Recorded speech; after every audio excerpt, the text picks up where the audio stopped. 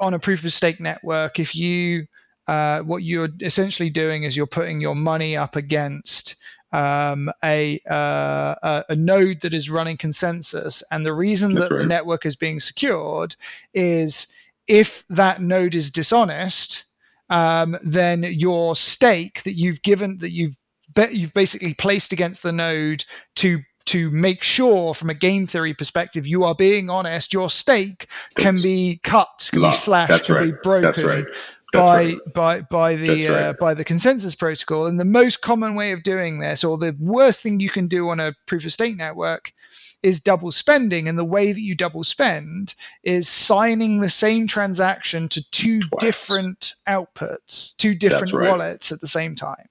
That's right.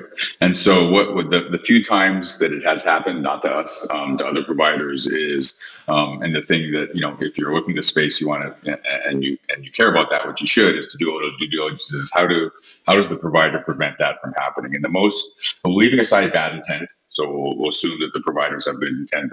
The way that it has happened in the past on by other providers is that you have a cloud-based backup of your signing keys and your signing node and the validator node, and then your primary cloud goes down. So you're like, oh, not a big deal. I'll just bring up the cloud on the second one. However, you can't access the first one, and inevitably it's going to come back up on its own, and now you have two of the exact same keys trying to sign a transaction, and therefore you now. And so what you want to do is be very careful about your automatic fail-safe and downtime procedures. So in our case, we always have, we literally have, you need to unplug something. You actually can't bring up a backup unless there's manual intervention. So there's no automatic